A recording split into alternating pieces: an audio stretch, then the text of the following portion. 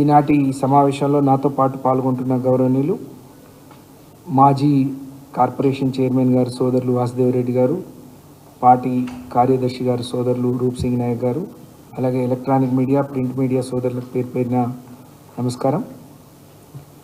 మరి తెలంగాణ రాష్ట్ర ప్రభుత్వం నిన్న చాలా ఆర్భాటంగా మహిళల పేరు మీద ఒక స్కీమ్ని, మహాలక్ష్మి స్కీమ్లో భాగమైన ఒక 500 రూపాయలకు గ్యాస్ సిలిండర్ని, అలాగే 200 యూనిట్ల ఉచిత కరెంట్ని లాంచ్ చేసి కార్యక్రమం నిర్వహించింది. కానీ అందులోనే మహిళల పట్ల అగౌరవంగా స్వయంగా ఈ రాష్ట్రాన్ని పాలిస్తున్న ముఖ్యమంత్రి గారు మాట్లాడటం చాలా దురదృష్టకరం. ముఖ్యమంత్రి గారి మాటల్ని ఎవరిని ఉద్దేశించి అన్నా, ఇంతమంది మహిళల సభ, మహిళలకు ఉద్దేశించిన సభలో దేశం కానీ ప్రపంచం, రాష్ట్రం మహిళల్ని మరి స్వయంగా అమ్మవారితో పోలుస్తూ మనం గౌరవించుకుంటాం. అలాంటి మహిళల్ని చిన్న చూపుతో మరి తక్కువ చేసి మాట్లాడటం చాలా దురదృష్టకరం. ముఖ్యమంత్రి గారి నిన్నటి మాటల్ని తీవ్రంగా ఖండిస్తూ ఉన్నాం, గర్హిస్తూ ఉన్నాం. ఇలాంటి మాటలు, ఇది సభ్య సమాజం తలవంచుకునేటువంటి మాటలు. ఇంతమంది మహిళల్ని పెట్టుకొని, ఎవరైనా ఒక తల్లి గర్భం నుంచి పుట్టిన వాళ్ళే, ఒక తల్లి, భార్య, కూతురు, ఇంతమంది సభ్య సమాజం పక్కనే ఇంతమంది మహిళా మంత్రులు, మహిళా అధికారులు, ఇంతమంది లబ్ధిదారులను పెట్టుకొని మహిళల గురించి చులకనగా మాట్లాడటం ముఖ్యమంత్రి గారి నీతి ఏందో, సంస్కారం ఏందో దీని ద్వారా అర్థమవుతుంది. కాబట్టి వారి సంస్కారం ఎట్లున్నా ఇంకోసారి మహిళల పట్ల ఇట్లాంటి మాటలు మాట్లాడకపోవటం మంచిదని, ఇలాంటి మాటలు మాట్లాడే ముందు చాలా జాగ్రత్తగా మాట్లాడితే మంచిదని చెప్పి, మీరు ముఖ్యమంత్రిగా ఉన్నారు, మీ మాటలు ఏ విధంగా మిగతా ప్రజల మీద ప్రభావం చూపిస్తాయో ఒకసారి ఆలోచించుకోమని, మీరు ఇంకా కాంగ్రెస్ పార్టీ సంస్కృతి, కాంగ్రెస్ పార్టీ నాయకుడిగా, కాంగ్రెస్ పార్టీ అధ్యక్షుడిగా మాత్రమే ఆలోచిస్తూ ఉన్నారు, మాట్లాడుతూ ఉన్నారు. ఒక రాష్ట్రానికి ముఖ్యమంత్రి, ఈ రాష్ట్రంలో ఈ జనాభాలో 4 కోట్ల మందిలో సగభాగం 2 కోట్ల మంది ఉన్న మహిళలకు మీరు ముఖ్యమంత్రి అనే విషయాన్ని మర్చిపోయి మాట్లాడటం చాలా దురదృష్టకరం. దీన్ని కాంగ్రెస్ పార్టీ కూడా గమనించాలి. ఇవాళ రేవంత్ రెడ్డి గారు, ముఖ్యమంత్రి గారు, ఒక మహిళా నాయకురాలి నాయకత్వంలో పనిచేస్తున్న విషయాన్ని కూడా గుర్తుపెట్టుకొని మాట్లాడితే మంచిది. మీ కార్యక్రమాల పేరే, మీ ప్రభుత్వ ఎజెండాయే ఇందిరమ్మ రాజ్యం అని చెప్పారు. ఒక మహిళ, మరి ఇందిరాగాంధీ గారు, కాంగ్రెస్ పార్టీని ముందుండి నడిపించేది ఒక మహిళా నాయకురాలు సోనియా గాంధీ గారు. మీరు నిన్నటి కార్యక్రమాన్ని కూడా ఒక మహిళా నాయకురాలని పిలిపించుకున్నారు. ఎందుకో ఆఖరి సమయంలో అది మరి తప్పిపోయింది. ప్రియాంక గాంధీ గారు. ఇంతమంది మహిళలు, ఇంట్లో ఇంతమంది మహిళలు, పక్కన ఇంతమంది మహిళలు ఉంటారు, అయినా మహిళల గురించి ఇంత చులకనగా మాట్లాడితే మీ స్థాయి ఏందో మర్చిపోయి, అంటే మీ స్వభావం అది అని మేము అనుకుంటున్నాం. కానీ ఇది ఇంకోసారి పునరావృతం కాకుండా చూసుకోవాల్సిందిగా నేను హెచ్చరిస్తూ ఉన్నాను. అలాగే కాంగ్రెస్ పార్టీ, కాంగ్రెస్ ప్రభుత్వం, ముఖ్యమంత్రి గారు మాట్లాడినప్పుడల్లా ఇప్పటికే 2 హామీలు నెరవేర్చినాం, 2 గ్యారెంటీలు, ఇవి 2 గ్యారెంటీలు అని చెప్తా ఉన్నారు. అసలు మీరు ఎన్ని గ్యారెంటీలు ఇచ్చిండ్రు, అందులో ఎన్ని హామీలు ఉన్నాయి, అవన్నీ మర్చిపోయి మాట్లాడుతున్నట్టు, మళ్ళీ ప్రజల్ని మోసం చేస్తున్నట్టుగా, పార్లమెంట్ ఎన్నికలు వస్తున్నాయి కాబట్టి హడావిడిగా ఏదో మోసం చేసే కార్యక్రమానికి శ్రీకారం చుట్టిండ్రు అని చెప్పి మేము భావించాల్సి వస్తుంది. మళ్ళొకసారి దీన్ని ఒకసారి గమనంలోకి తీసుకోవాలని చెప్పి నేను కాంగ్రెస్ పార్టీ నాయకులను, ముఖ్యమంత్రి గారిని, మంత్రులను కోరుతా ఉన్నాను. మీరు ఇచ్చిన కాంగ్రెస్ పార్టీ 6 గ్యారెంటీలో మహాలక్ష్మి కిందనే 3 గ్యారెంటీలు ఉన్నాయి. మహాలక్ష్మి కిందనే అసలు మొదటి గ్యారెంటీని మీరు మర్చిపోయిండ్రు. మొదటి గ్యారెంటీయే ఈ రాష్ట్రంలో తెల్ల రేషన్ కార్డు ఉన్న అర్హులైన మహిళలందరికీ 2500 రూపాయలు ఎన్నికలైన వెంటనే మొదలుపెట్టి ఇస్తామని చెప్పారు. కానీ దాన్ని మర్చిపోయి మీరు సోనియా గాంధీ బర్త్డే రోజు ఉచిత ఆర్టీసీ బస్ ప్రయాణం మొదలుపెట్టిండ్రు. ఇప్పుడే పైసలు కట్టే పని లేదు కాబట్టి. అలాగే నిన్న 500 రూపాయలకే సిలిండర్ అని చెప్పి మొదలుపెట్టారు. అసలు ఉన్న ఈ రాష్ట్రంలో 1,50,00,000 మంది సుమారుగా మహిళలు ఉన్నారనుకుంటే వాటికి వాళ్ళకి ఇస్తా అన్న మీరేమన్నారు? మీరు అత్తున్నా కోడలుగా ఉన్నా ఇప్పటికి అత్త పెన్షన్ తీసుకుందని కోడలు అసూయ పడింది. మీకు ఇలాంటి అసూయలు అవసరం లేదు, మీకు కూడా వెంటనే 2,500 వస్తుంది అని చెప్పారు. కానీ దానికి అతి లేదు, గతి లేదు. బడ్జెట్లో ఒక రూపం కూడా దానికి ఇవ్వలేదు. 500కు సిలిండర్ ఇస్తామని చెప్పి మీరు చెప్పారు, చాలా సంతోషం. కానీ ఈ రాష్ట్రంలో 1,24,00,000 మంది గ్యాస్ కనెక్షన్లు ఉన్నాయని మన దగ్గర ఉన్న లెక్కల ప్రకారం మనకున్న లెక్క లేదు. తెల్ల రేషన్ కార్డు దారులకే మీరు ఇస్తామని ప్రమాణికంగా పెట్టుకొని ఉంటే 90 లక్షల మంది ఈ రాష్ట్రంలో మరి తెల్ల రేషన్ కార్డు కలిగిన కుటుంబాలు ఉన్నాయి. కానీ మీరు ఇచ్చే 500 గ్యాస్ సబ్సిడీ కేవలం 40 లక్షల మందికనే చెప్తున్నారు. ఇది ఏ విధంగా సబబు అని చెప్పి మేము అడుగుతా ఉన్నాం. అంటే సగం కంటే పైన ఉండే 90 లక్షల మంది రేషన్ కార్డులు ఉంటే 40 లక్షల మందికే ఇస్తున్నారు. ఇది దుర్మార్గం కాదా?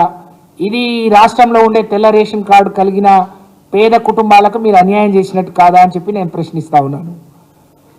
అది కూడా మహిళల పేరు మీద ఉంటేనే ఇస్తాము అని చెప్తున్నారు, లేదా కొత్తగా దరఖాస్తు చేసుకుంటామని చెప్పిండ్రు. మీరు ఇప్పటివరకు గ్రామాల్లో అర్జీల పేరిట మరి గ్రామాల్లో గ్రామ సభల పేరిట మీరు ఇప్పటికే అర్జీలు తీసుకున్నారు, వినతి పత్రాలు తీసుకున్నారు. మరి అందులో ఎందుకు ఇది మహిళల పేరు మీదనే గ్యాస్ కనెక్షన్ ఉంటే మరి వాళ్ళకి మాత్రమే సబ్సిడీ ఇస్తామని ఎందుకు చెప్పలేకపోయినారు? మళ్ళీ కొత్తగా మీరు ఏం చెప్పదలుచుకున్నారు? 40 లక్షల మంది మహిళలకి ఇస్తే ప్రతి కుటుంబంలో మహిళలు మరి పేర్ల మీద కాకుండా పురుషుల పేర్ల మీద ఉంటాయి. మా మీడియా సోదరులకు కూడా వాళ్ళ పేర్ల మీద కూడా కొన్ని ఉన్నట్టు మా దగ్గర సమాచారం ఉంది. అంటే వాళ్ళకి ఇవ్వరు అంటే పేద కుటుంబంలో ఉండే మహిళలు అంటే పేదవాడు ఎవరున్నా వారికి న్యాయం జరగాలి, వారికి స్కీమ్ వర్తింపజేయాలి. కానీ పురుషులు మగవాళ్ళ పేరు మీద ఉంటే ఇవ్వము అని చెప్పడం చాలా దుర్మార్గం. అంటే మళ్ళీ కొత్తగా వాళ్ళు మగవాళ్ళ పేర్ల నుంచి మార్చుకొని ఆడవాళ్ళ పేర్ల మీదనే ఇచ్చేయాలా? అంటే ఇందులో ఒక కుట్ర కోణం దాగి ఉందని నేను భావిస్తూ ఉన్నాను. మీరు ఇచ్చే 5,500 సబ్సిడీ కూడా ముందుగా మీరు 955 రూపాయలు 95 రూపాయలు కట్టమని చెప్తున్నారు. తిరిగి మీకు వచ్చే 500 మీ అకౌంట్లో వస్తాయని చెప్తున్నారు. ఈ 40 లక్షల మందిలో ఎంతమంది మహిళలకు బ్యాంక్ అకౌంట్లు ఉన్నాయి? ఎంతమంది దాన్ని యాక్టివ్గా రోజు పార్టిసిపేట్ అవుతున్నారు, రోజు లావాదేవీలు జరుపుతున్నారు? ఆ లెక్క ఏమైనా మీరు ప్రజలకు చెప్పగలుగుతారా? అంటే ఇదొక బోగస్ అనమాట. మీరు ఇచ్చేదేదో 500 మినహాయించుకొని మిగతాది కట్టమంటే బాగుంటుంది తప్ప మీరు మొత్తం కట్టిన తర్వాత 500 మీ అకౌంట్లో వేస్తామని అంటే ఇదొక దుర్మార్గ చర్య. దీన్ని మేము తీవ్రంగా ఖండిస్తున్నాం. ఇప్పటికైనా రెక్టిఫై చేసుకోండి. మీరు తర్వాత సమీక్షిస్తామని అంటే ఈ 75-80 రోజుల్లో మీరు సమీక్ష చేయకుండా మీరు చేసిన పని ఏంటని అడుగుతా ఉన్నాం. మేము మాట్లాడితే నిన్ననే అధికారంలోకి వచ్చినాం, మొన్ననే అధికారంలోకి వచ్చినాం, మాకు 100 రోజులు కావాలని అడిగారు. కానీ పార్లమెంట్ ఎన్నికలు వస్తున్నాయి కాబట్టి హడావిడిగా దీన్ని ప్రవేశపెట్టిందని మేము భావిస్తూ ఉన్నాం. ప్రజలు కూడా దీన్ని గమనించాలని కోరుతా ఉన్నాం. మీ వైపు నుంచి కూడా ప్రభుత్వాన్ని డిమాండ్ చేయండి. మీరు ఇచ్చే సబ్సిడీ మినహాయించుకొని వాళ్ళు ఎంత కట్టాలో అంత కట్టించుకుంటేనే వాళ్ళకి న్యాయం చేసిన వాళ్ళు తప్ప ఇది ద్రోహం చేసిన కింద అవుతుంది. ఇది ద్రోహ చర్య తప్ప ఇంకోటి కాదు అని చెప్పి నేను ఈ సందర్భంగా తెలియజేస్తా ఉన్నాను. అలాగే చాలామంది అకౌంట్లు ఉండవు, అవి యాక్టివ్గా ఉండవు, వచ్చే డబ్బులు కూడా తెలియదు. ఆ రోజు కేంద్ర ప్రభుత్వం నరేంద్ర మోడీ గారు కూడా మీ సబ్సిడీ మీ అకౌంట్లో వేస్తా అన్నారు. కానీ 30 రూపాయలు 40 రూపాయలు వేస్తున్నారు. వాళ్ళ మొత్తం డబ్బులు కట్టుకొని పేద మహిళలు ఇబ్బంది పడుతున్నారు. కాబట్టి ఇప్పటికైనా మీ మనసు మార్చుకొని ఇచ్చేదేదో ఎన్నికల ముందే పూర్తి స్థాయిలో సబ్సిడీ మినహాయించుకొని మాత్రమే పేదవాళ్ళ దగ్గర నుంచి డబ్బులు ఒక సిలిండర్కి తీసుకోవాలని చెప్పి నేను కోరుతా ఉన్నాను. అలాగే ఈ 6 హామీలు ఏదైతే ఇచ్చారో మీరు 6 గ్యారంటీలో మేము 2 చేసినాం, ఇంకా 2 ఇప్పుడు చేసినాం అంటున్నారంటే 4 అయిపోయినాయి, 2 అన్నట్టు మీరు చెప్తున్నారు. కానీ ఇచ్చిన మొత్తం గ్యారంటీల సంఖ్య 13. దీన్ని గుర్తుపెట్టుకోవాలని చెప్పి నేను తెలియజేస్తా ఉన్నాను. మహాలక్ష్మి కిందనే మీరు 2,500 ఇవ్వలేదు. 500 గ్యాస్కు ఇన్ని కండిషన్లు పెడుతున్నారు. ఎన్నికలకు హామీ ఇచ్చేటప్పుడు తెల్ల రేషన్ కార్డు కలిగిన ప్రతి గ్యాస్ కనెక్షన్ ఉన్న ప్రతి మహిళకు మీరు 500 సబ్సిడీ మీదనే ఇస్తామని చెప్పారు. కానీ అమలు చేసే నాటికి ఇన్ని కొరీలు పెడుతున్నారు, ఇన్ని కండిషన్లు పెడుతున్నారు. ఇది దుర్మార్గం అని చెప్పి నేను తెలియజేస్తా ఉన్నాను. ఆర్టీసీ బస్సులో కూడా ఉచిత ప్రయాణం అంటున్నారు. ఏ విధంగా కొట్టుకుంటున్నారు, ఆ జోలికి పోను. నేను మహిళలకి ఇవ్వడం చాలా సంతోషం. నేను ఒక పేద కుటుంబం నుంచి వచ్చిన మహిళలు ఆర్థికంగా ఏ విధంగా ఇబ్బందులు పడుతున్నారు గ్రామీణ ప్రాంతాల్లోనే నాకు తెలుసు. కాబట్టి ఇచ్చిన స్కీమ్ మంచిదే, కానీ రాష్ట్రంలో ఉండే 12,000 పైచిలకు గ్రామాలకు కూడా వర్తించే విధంగా ఉండాలి. ఎక్కడ బస్సులు ఉన్న కాడనే ఈ సౌకర్యం ఉంది, అది కూడా అరకొర బస్సులు వేస్తున్నారు. అందులో కూడా ఆడవాళ్ళు మళ్ళీ ఒకప్పుడు కొళాయిల దగ్గర కొట్టుకునే మహిళలు ఇప్పుడు ఆ బాధ నుంచి తప్పిపోయింది అనుకునే క్రమంలో మీరు బస్సులను ఉచితంగా పెట్టి తక్కువ బస్సులు ఇచ్చి మళ్ళీ మహిళలు కొట్టుకునే పరిస్థితి తీసుకొచ్చిండ్రు. దీన్ని సరి చేసుకోవాల్సిందిగా మాత్రమే మేము కోరుతా ఉన్నాం. మేము మాట్లాడితే మీరు ఓరలేకపోతున్నారు, ఇవన్నీ అమలు కావడం మీకు ఇష్టం లేదు. అసలు మీకు ఇష్టం లేదు, మీరు ఎందుకు అసహనానికి గురి అయి మాత్రమే మాట్లాడుతున్నారు. దీన్ని వెరిఫై చేసుకోండి. మేము అధికారంలోకి వచ్చిన వెంటనే మరి మొదటి క్యాబినెట్లోనే ఈ 6 గ్యారంటీలకు మరి చట్టబద్ధత తీసుకొస్తామని చెప్పారు, చట్టం చేస్తామని చెప్పారు. కానీ ఇప్పటివరకు ఆ ప్రస్తావన ఏ క్యాబినెట్లో కూడా మీరు ప్రస్తావించలేదు. దీనికి చట్టం చేస్తారా? ఇలాగే మీకు తోచినట్టు మీకు గుర్తొచ్చినప్పుడు మీకు ఎన్నికల్లో ప్రజల ఓట్లు అవసరం ఉన్నప్పుడు అమలు చేస్తారా చెప్పాలని చెప్పి నేను డిమాండ్ చేస్తా ఉన్నాను. అలాగే మరి మొదటి క్యాబినెట్లో అది పెట్టలేదు. అలాగే 2,500 మీరు మహిళలకు ఇస్తా అన్నారు. నాకు తెలిసి ఇప్పుడున్న 1,50,00,000 మందికి ఇవ్వాలి అని అంటే ప్రతి సంవత్సరం 45,000 కోట్ల రూపాయలు దానికి ఖర్చు అవుతాయి. లేదు పెన్షన్దారులను తీసేస్తామంటే మీరు వాళ్ళకి ఇప్పటికే ఇస్తున్న మేము ఇచ్చిన 2,500లకు బదులు 2,000కు బదులు మీరు 4,000 ఇస్తా అన్నారు. దాన్ని ఎప్పటిలోగా అమలు చేస్తారు? అవి మినహాయించి లేదు ఉద్యోగస్తులను కూడా తీసేస్తామంటే సుమారు 1 కోటి మందికి 30,000 కోట్ల రూపాయలు ప్రతి సంవత్సరం అవుతాయి. కానీ మీరు అన్ని కార్యక్రమాలకు కలిపి ఈ బడ్జెట్లో పెట్టుకుంది కేవలం 53,000 కోట్లు మాత్రమే. అంటే ఈ సంవత్సరం నుంచి అమలు చేస్తారా చేయరా? చేయకపోతే మీరు 100 రోజులు అడిగారు. ఇప్పుడు రేపు 10వ 12వ తారీఖులో పార్లమెంట్ ఎన్నికల షెడ్యూల్ వస్తుంది. అంటే మీరు దాట వేసే ధోరణి పార్లమెంట్ ఎన్నికల కంటే ముందు మీతోని తూతూ మంత్రంగా అయ్యే కొన్నిటిని మాత్రమే ఇచ్చి మీరు ప్రజల్ని మోసం చేస్తున్న విషయాన్ని ప్రజల ముందుకు వచ్చి ఒప్పుకోవాలి అని చెప్పి దీని మీద ఒక క్లారిటీ ఇవ్వాలి. ఎన్ని రోజుల్లోగా దీన్ని అమలు చేస్తారో క్లారిటీ ఇవ్వాలని చెప్పి నేను కోరుకుంటా ఉన్నాను. మీరు ఎన్నికల ముందు ఒక రకంగా, ఎన్నికల తర్వాత ఇన్ని కండిషన్లు పెడుతున్నారు. ఈ కండిషన్లు ఉన్నాయనంటే ప్రజలు ఓట్లేసింది కాంగ్రెస్ పార్టీ ముఖాలు చూసి, కాంగ్రెస్ పార్టీ నాయకుల ముఖాలు చూసి కాదు, కేవలం హామీలు చూసి మాత్రమే. పేదరికంలో ఉన్న వాళ్లకు మేలు జరుగుతుందని మాత్రమే మిమ్మల్ని నమ్మి ప్రజలు ఓట్లేసిందనే విషయాన్ని గుర్తుపెట్టుకుంటే మంచిది. కానీ అవన్నీ విస్మరించి ఈరోజు మళ్ళీ కొందరికే మేలు జరిగే విధంగా ప్రయత్నాలు చేస్తున్నారు. అంటే ఎక్కడికక్కడ మాట్లాడిన ప్రతి క్షణంలో ఈ రాష్ట్రం అప్పుల కుప్పగా ఉంది కాబట్టి మేము ఇయ్యలేకపోతున్నామనే మాట మాట్లాడుతున్నారు. ఈ రాష్ట్ర ప్రభుత్వం ఇందులో ఏం దాపరికం ఉండదు. 10 సంవత్సరాల్లో 10 సార్లు బడ్జెట్ ప్రవేశపెట్టి ఎంత ఖర్చు పెట్టగలిగాం, ఎంత లోటు ఉంది, ఏమి ఇవ్వగలిగినాం, ఏ డబ్బు ప్రతి పైసా ఎక్కడి నుంచి వచ్చిన అనే దానికి లెక్కలు ఉన్నాయి. మరి ఆ లెక్కలన్నీ తెలియకుండా గుడ్డిగా మీరు హామీలు ఇచ్చి ఓట్లు దండుకొని అధికారంలోకి వచ్చిన తర్వాత గత ప్రభుత్వం మీద నెపమేసి ఇవన్నీ తప్పించుకోవాలని ప్రయత్నం చేయడం సరి అయింది కాదు. దీన్ని మీ పద్ధతిని మార్చుకోవాలని చెప్పి మేము డిమాండ్ చేస్తూ ఉన్నాం. అప్పుడేమో అందరికీ ఇస్తా అన్నారు, ఇప్పుడేమో కొందరికే ఇస్తామని కండిషన్ పెడుతున్నారు. ఇది సరి అయింది కాదు. ఇది ప్రజలు కూడా గమనించాలని కోరుతా ఉన్నాను. అప్పుడేమో 6 గ్యారెంటీలు అన్నారు, కానీ ఇప్పుడేమో 600 కొరీలు పెడుతున్నారు, 600 కండిషన్లు పెడుతున్నారు. పేదవాడు ఎప్పుడు ఏం చేయాలో తెలియకుండా మీరు వారం రోజుల పాటు అప్లికేషన్లు తీసుకునేటప్పుడే దేనికి ఏ విధంగా తీసుకోవాలి, ప్రతి స్కీము మహిళల పేరు మీదనే ఉంటేనే వస్తుంది అంటే ఇప్పటికే చాలామంది పురుషులు మార్చుకున్న ప్రతి ఒక్కరిని వెంటనే ఇస్తారా?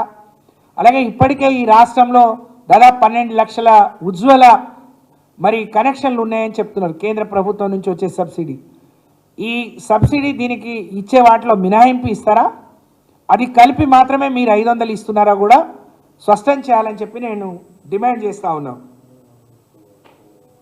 340 రూపాయలు ఇచ్చే దానికి మరి ఇది దానికి వర్తిస్తుందా, దాన్ని మినహాయిస్తున్నారో ఇవ్వాలని చెప్పి నేను కోరుతా ఉన్నాను. మరి ప్రతిదానికి రేవంత్ రెడ్డి గారు చాలా పౌరుష పదజాలంతో మాట్లాడుతూ ఉన్నారు.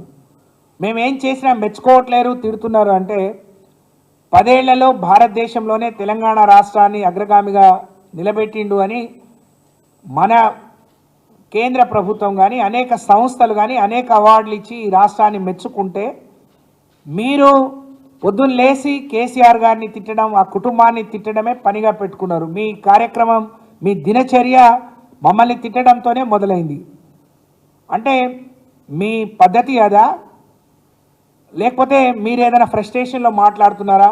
మాట్లాడితే మా ఈ సీట్ను ముట్టుకోలేరు, మా కుర్చీని ముట్టుకోలేరు, దగ్గరికి కూడా రానియమని అంటే ముట్టుకోవడానికి ప్రయత్నం చేసేవాళ్ళు మీ పక్కనే ఉన్నారు, మేం కాదు అనే విషయాన్ని మీరు గమనిస్తే మంచిదని చెప్పి నేను ఈ సందర్భంగా తెలియజేస్తా ఉన్నాను. మీరు అందరినీ జైలుకు పంపిస్తా, మాట్లాడితే అందరినీ జైలుకు పంపిస్తా అని మాట్లాడే రేవంత్ రెడ్డి గారికి, అంటే ఆయన జైలుకు పోయి వచ్చిండు కాబట్టి అందరినీ జైలుకు పంపించాలని ఆయన ఆలోచన. మరి మాకైతే అర్థం కావట్లేదు. నిజంగా తప్పు చేస్తే ప్రభుత్వం మీ చేతిలో ఉంది, దర్యాప్తు సంస్థలు మీ చేతిలో ఉన్నాయి. ఎవరైనా తప్పు చేస్తే ఆ సంస్థలు నిజంగా దోషులను నిర్ధారిస్తే తప్పకుండా జైలుకు పంపిస్తారు. కానీ వాళ్ళు చేసే పని కూడా నేనే చేసి అంటే పోలీస్ పని కూడా మీరే చేస్తారా? దర్యాప్తు సంస్థల పనులు మీరే చేస్తారా? ఎందుకు జైలుకు పంపిస్తారు? ఎవరిని పంపిస్తారు? మీరు కదా రెడ్ హ్యాండెడ్గా మరి తప్పు చేసి పట్టుబడి జైలుకు పోయింది మీరైతే మమ్మల్ని పొగడండి, నేనేదో యువపురుషుణ్ణి అని మీకు మీరు భావిస్తే పొగడటానికి ఎవరు సిద్ధంగా లేరు. మంచి పనులు చేసి ఈ రాష్ట్రాన్ని ఒక వికాసం వైపు తీసుకెళ్లే ప్రయత్నం చేసి పేదవాడి ముఖంలో చిరునవ్వు ఉండాలి, ప్రతి కుటుంబానికి ఒక సంక్షేమ కార్యక్రమం అందాలని ప్రయత్నం చేసి మరి ప్రపంచంలో అనేక మంది ప్రశంసలు అందుకున్న కేసీఆర్ గారిని పొగడలేని మీరు, మెచ్చుకోలేని మీరు, కనీసం గౌరవించలేని మీకు ప్రజల నుంచి పొగడతలు వస్తాయని మీరు ఆశపడితే అది మీ దురాశ, అత్యాశ తప్ప ఇంకోటి కాదు రేవంత్ రెడ్డి గారు అని చెప్పి నేను ఈ సందర్భంగా తెలియజేస్తా ఉన్నాను. ఎన్నికల్లో గెలుపోటములు సహజం. ఇవాళ మీరు గెలిచి అధికారంలోకి వస్తే విరవిగినట్టు మాట్లాడుతూ ఉన్నారు. మీరు కూడా గతంలో ఓడిపోయి మీ సొంత నియోజకవర్గంలో ఓడిపోయి బయటకు వచ్చిన విషయాన్ని మీరు మర్చిపోతే మరి కరెక్ట్ కాదు. అది కూడా గుర్తుపెట్టుకొని మీరు రాజకీయాల గురించి, ఓటమి గెలుపుల గురించి మాట్లాడితే మంచిదని చెప్పి నేను రేవంత్ రెడ్డి గారిని మరి ఒకసారి గుర్తు చేస్తూ ఉన్నాను. కాంగ్రెస్ పార్టీ ఎక్కడి నుంచి ఎక్కడి వరకు వచ్చింది అనేది మర్చిపోయి మేము ఎప్పుడు ఇట్లనే ఉంటాం అని చెప్పి మీరు మాట్లాడటం ఇది మీ అవివేకానికి నిదర్శనం అని చెప్పి మరి నేను తెలియజేసుకుంటూ అనేక విషయాల్లో మరి ఒకవైపు 200 యూనిట్లు నిన్న మీరు ప్రారంభం చేశారు. నేను ఒక గిరిజన బిడ్డగా మిమ్మల్ని ప్రశ్నిస్తూ ఉన్నాను. ఈ రాష్ట్రంలో దళితులకు, గిరిజనులకు ఇప్పటికే కేసీఆర్ గారి ప్రభుత్వం 101 యూనిట్ల కరెంట్ని ఉచితంగా అందించింది. అంటే అది మినహాయించిన తర్వాత మీరు 200 యూనిట్ల అంటే ఏ విధంగా లెక్క కట్టాలని చెప్పి నేను అడుగుతా ఉన్నాను. 300 యూనిట్ల కిందన మేము ఇచ్చిన 100 యూనిట్లు కాకుండా మీరు ఇచ్చేది 100.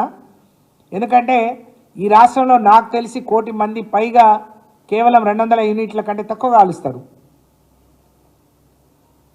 మరి ఏ విధంగా వర్తిస్తుంది, ఎంతమందికి వర్తిస్తుంది, లేకపోతే ఎన్ని యూనిట్లు ఎస్సీ ఎస్టీలకు వర్తిస్తుంది అనేది కూడా స్పష్టంగా చెప్పాలని నేను కోరుతా ఉన్నాను. మీరు యువకులను మరి ప్రోవోక్ చేసి ఎలక్షన్లో ఇవాళ ఉద్యోగాలు రాకపోవడానికి కానీ, లేకపోతే ఇచ్చిన నోటిఫికేషన్లు ఆ రోజు పేపర్ లీకేజ్తో రద్దయినాయి కాబట్టి మీకు అన్యాయం జరిగిందని చెప్పారు. కానీ మొన్నటి వరకు మీరు పెద్ద పెద్ద డయాసులు పెట్టుకొని పంచిన ఉద్యోగ పత్రాలన్నీ 25,000 ఉద్యోగ పత్రాలన్నీ మేము కష్టపడి ఎగ్జామ్ కండక్ట్ చేసి అన్నీ పూర్తి చేసి చిన్న చిన్న లిటిగేషన్ల కోర్టులో ఉంటే మాత్రమే మీరు ఎలక్షన్లు అడ్డు వస్తే మేము ఇవ్వలేకపోయినవి మాత్రమే మీరు ఇచ్చారు. కానీ మీరు స్వతహాగా నోటిఫికేషన్ ఇచ్చి భర్తీ చేసింది ఒకటి కూడా లేదు. అలాగే మీరు యువకుల పేరుతోని యువ వికాసం పేరుతోని విద్యార్థులకు 5 లక్షల విద్యా భరోసా కార్డులు ఇస్తా అన్నారు. ప్రతి మండలంలో తెలంగాణ ఇంటర్నేషనల్ స్కూల్ అన్నారు. ఈ రాష్ట్రంలోనే అన్ని మండలాలకు ఎప్పుడు ఇస్తారో కానీ మీ సొంత నియోజకవర్గానికి మాత్రం ఒక మెడికల్ కాలేజ్ కట్టుకున్నారు, చాలా సంతోషం. ఈ రాష్ట్రంలో తెలంగాణ రాకముందు 5 మెడికల్ కాలేజీలే ప్రభుత్వ ఆధీనంలో ఉంటే ప్రతి జిల్లాకు ఒక మెడికల్ కాలేజ్ ఇచ్చిన ఘనత ఈ రాష్ట్ర ప్రభుత్వాన్ని, గౌరవ ముఖ్యమంత్రి కేసీఆర్ గారిది. మీరు మీ సొంత నియోజకవర్గానికి ఇచ్చారు. మిగతా మెడికల్ కాలేజీలన్నీ పూర్తి అయ్యే విధంగా 1-2 మిగిలిపోయినది ఉంటే అవి పూర్తయి ఎక్కడెక్కడో మారుమూల ప్రాంతాల్లో ఉండే దళిత గిరిజన బిడ్డలకు వైద్యాన్ని, నాణ్యమైన వైద్యాన్ని అందుబాటులోకి తీసుకొచ్చే ప్రయత్నం చేయాలని చెప్పి నేను కోరుతా ఉన్నాను. మరి మీరిచ్చే హామీలు 100 రోజుల్లోగా ఇస్తా అన్నారు. కానీ ఇప్పుడేమో మీరు పార్లమెంట్ ఎన్నికల నోటిఫికేషన్ వస్తుంది కాబట్టి హడావిడిగా మీరు కొన్నిటికే గ్రీన్ సిగ్నల్ ఇచ్చారు. అది కూడా అరకోర మరి ఖర్చు అయ్యే వాటికి 6 గ్యారెంటీలకు 600 కండిషన్లు పెట్టారు. మరి దీని మీద కూడా ఒక స్పష్టత ప్రభుత్వం నుంచి స్పష్టత ఇవ్వాలని చెప్పి నేను కోరుతా ఉన్నాను. 2500 రూపాయలు ఎప్పటిలోగా ఇస్తారు, ఎప్పటి నుంచి మొదలు పెడతారు, దానికి ఎంత ఖర్చు అవుతుంది, దాన్ని ఎవరు అర్హులు, అలాగే ఈరోజు ఇప్పుడే మనం అనుకున్నట్టు మహాలక్ష్మిలో మీరు ఇచ్చిన 500 సబ్సిడీ ముందే సబ్సిడీ మినహాయించి మాత్రమే గ్యాస్ కనెక్షన్లు ఇవ్వాలి. అలాగే తెల్ల రేషన్ కార్డు కలిగిన ప్రతి కుటుంబానికి, ప్రతి పేదవాడికి ఈ 500 సబ్సిడీ ఇవ్వాలని చెప్పి నేను డిమాండ్ చేస్తూ ఉన్నాను.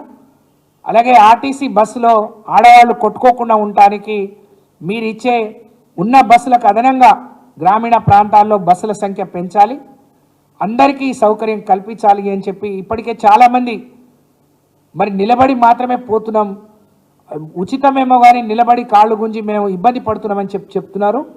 ఎక్కడ లేని మళ్ళీ కొట్లాటలు ఆర్టీసీ బస్సులో మొదలైనాయని మనం అనేక వీడియోలు, అనేక సోషల్ మీడియాలో చూస్తున్నాం. కాబట్టి దీనికి కూడా మరి స్పష్టత ఇవ్వాలని నేను కోరుతా ఉన్నాను. అలాగే ఇప్పటి వరకు మీరు రైతు భరోసా కింద ఇచ్చిన ఏ ఒక్క గ్యారంటీని ఫుల్ఫిల్ చేయలేదు. కౌలు రైతులకు ఎకరానికి 15,000 ఇస్తా అన్నారు.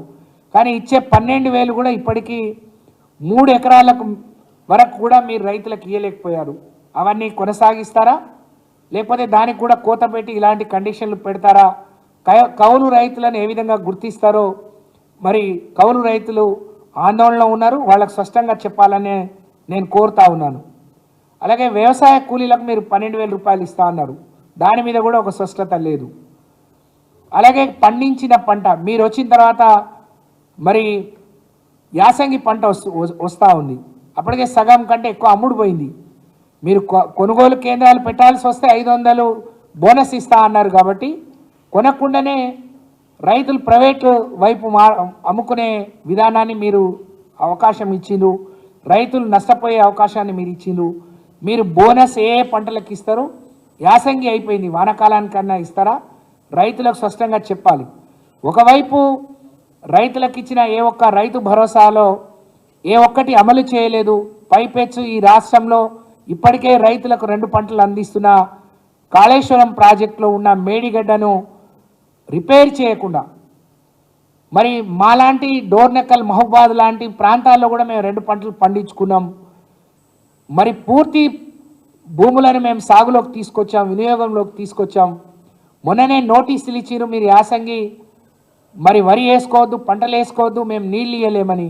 ఇంకోవైపు మరమ్మతులు కూడా చేయకపోతే రైతులంతా ఆందోళన చెందుతున్నారు. దీని మీద కూడా ఒక స్పష్టత ఇవ్వాలని చెప్పి నేను డిమాండ్ చేస్తూ ఉన్నాను. ఇంకోవైపు మహిళలకు మీరు ఇందిరమ్మ ఇండ్లు ఈ సంవత్సరం 3,500 అన్నారు, కానీ పార్లమెంట్ ఎన్నికల ముందు అది ప్రారంభించట్లేరు. ఇప్పుడు సీజన్ వచ్చింది, ఇది ఫిబ్రవరి నెల, మార్చి ఏప్రిల్లో రైతులకు వ్యవసాయ పనులు ఉండవు.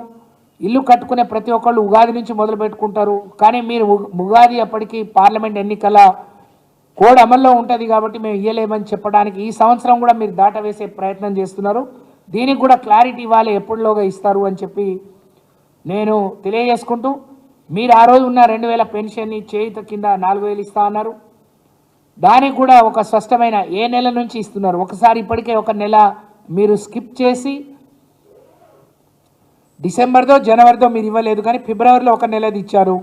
కానీ అది 2000 మాత్రమే ఇచ్చారు, 4000 ఇవ్వలేదు. అది కూడా ఎప్పటిలోకి ఇస్తారో మరి ప్రజలకు ఈ చెప్పాలని నేను తెలియజేసుకుంటూ, మీరు ఎన్నికల ముందు ఇచ్చిన హామీలకు కండిషన్లు లేవు. మాట్లాడిన ప్రతి ఒక్కరూ ఏదో ఒక ఉదాహరణకి వాళ్ళ ఎల్ఆర్ఎస్ని తీసుకొచ్చి దానికి డబ్బులు కట్టమంటున్నారు. మాట్లాడిన ప్రతి క్లిప్పింగ్ మా దగ్గర ఉంది, మేము ఉచితంగా ఇస్తున్నాం, మీరు దీని మీద డబ్బులు వసూలు చేయొద్దు అని మీరు ఆ రోజు చెప్పారు. కానీ ఈ రోజులు మీరు ఫీజు పెట్టాలని ఆలోచిస్తున్నారు. దీన్ని కూడా ఒకసారి సమీక్ష చేయాలని ప్రజలు ప్రతిదీ గమనిస్తున్నారు. మళ్ళొకసారి చెప్తా ఉన్నాం, మీకు ఓట్లు వేసింది మీరు ఇచ్చిన హామీలు అమలు చేస్తారు, మాకు మేలు అవుతుందని ప్రజలు ఆశపడి ఓట్లు వేశారు.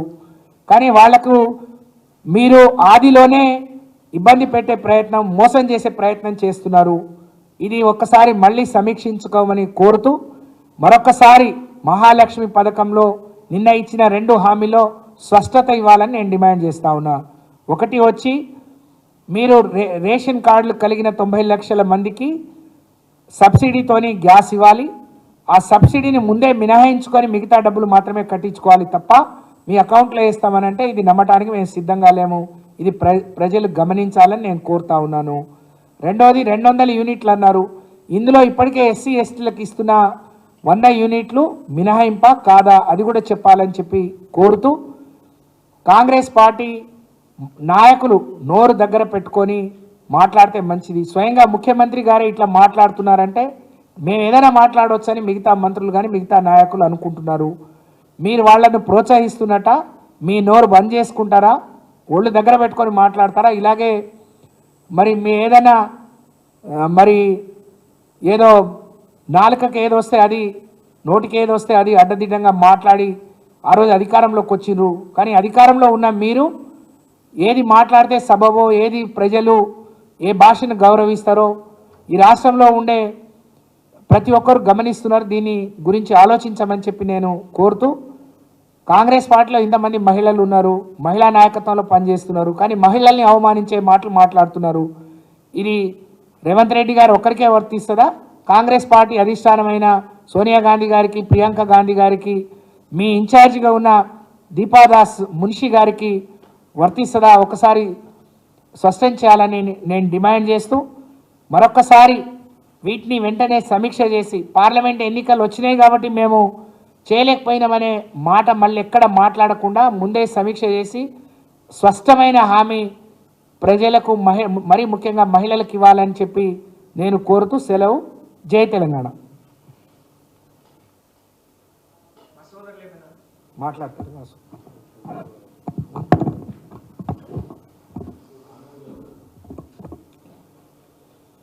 నేటి ప్రెస్ కాన్ఫరెన్స్కు విచ్చేసిన ఎలక్ట్రానిక్ అండ్ ప్రింట్ మీడియా సోదరులకు, ఫోటోగ్రాఫర్లందరికీ కూడా నమస్కారాలు. పెద్దలు గౌరవనీయురాలు మాజీ మంత్రివర్యులు సత్యవతి అక్కకు, అదేవిధంగా రూప్ సింగ్ గారికి కూడా నమస్కారాలు తెలియజేస్తూ, ముఖ్యంగా చాలా విషయాలు గౌరవనీయురాలు మాజీ మంత్రివర్యులు అక్కగారు చెప్పారు. దాంట్లో నేను 2 అంశాలను జోడించదలుచుకున్నాను. ముఖ్యంగా నిన్న ఈ రాష్ట్ర ముఖ్యమంత్రి మాట్లాడే విధానం చూస్తూ ఉంటే, నాడు ప్రచారంలో అబద్ధాలు, నేడు పాలనలో అబద్ధాలు, పరిపాలన నిజాయితీగా చేసే పరిస్థితి ఈ రేవంత్ రెడ్డి గారి దగ్గర కనిపిస్తలేనట్టు కనిపించింది.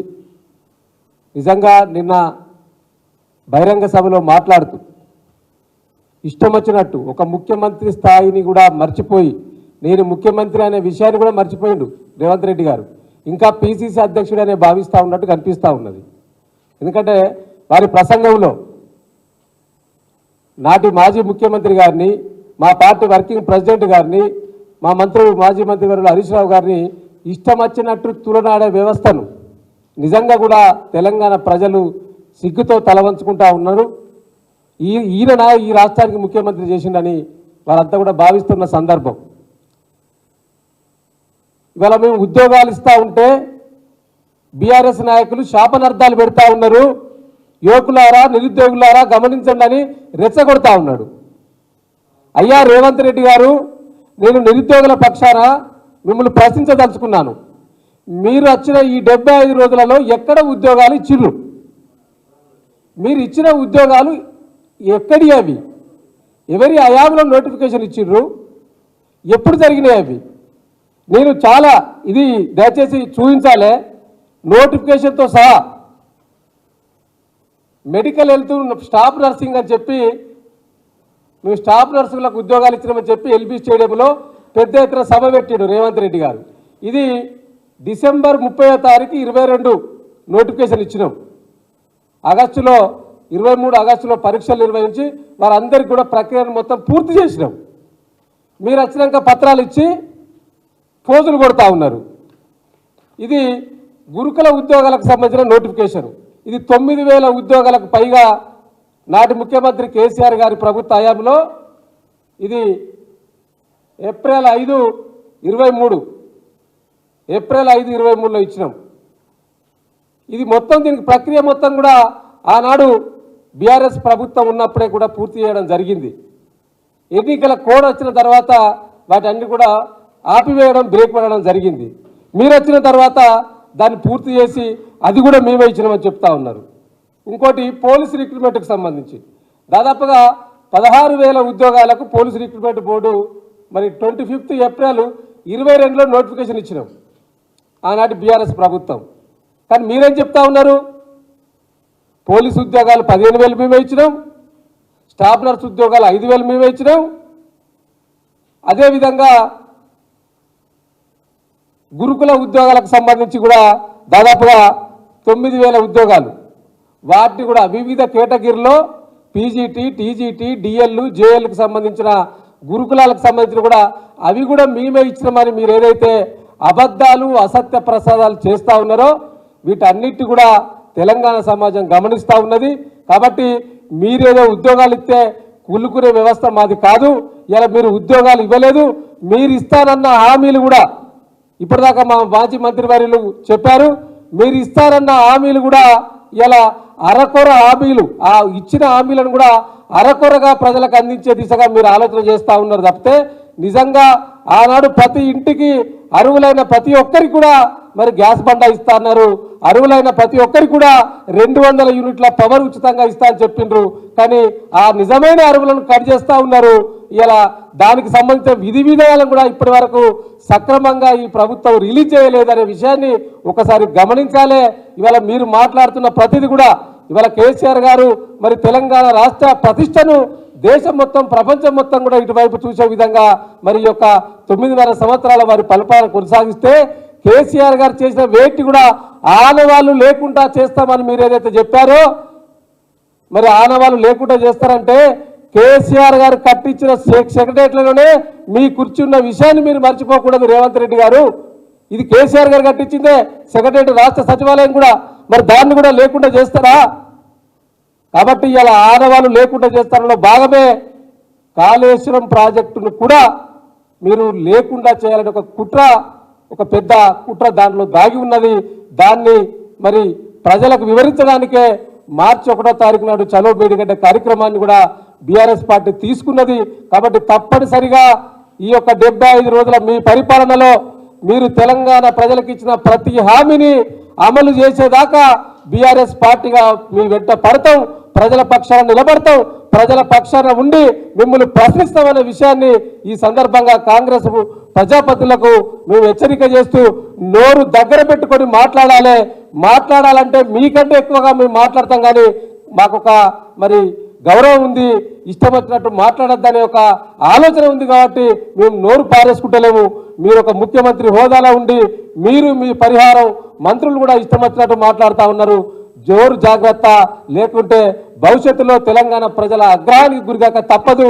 మళ్ళీ ఇంకొకటి నేను పార్లమెంటు ఎన్నికల గురించి కూడా మాట్లాడారు రేవంత్ రెడ్డి గారు. దమ్ముంటే ఒక్క సీటు గెలిచి చూపించుండని రేవంత్ రెడ్డి గారు మా పార్టీ వర్కింగ్ ప్రెసిడెంట్ సవాల్ చేస్తూ ఉన్నారు. ఇలా మేము సవాల్ చేస్తూ ఉన్నాం బీఆర్ఎస్ పార్టీ పక్షాన. ఒకటి కాదు అంతకంటే ఎక్కువ గెలిపించి నిరూపిస్తాం, మీరు ముఖ్యమంత్రి పదవికి రాజీనామా చేయగలుగుతారా అని రేవంత్ రెడ్డి గారిని సూటిగా మేము సవాల్ చేస్తా ఉన్నాం.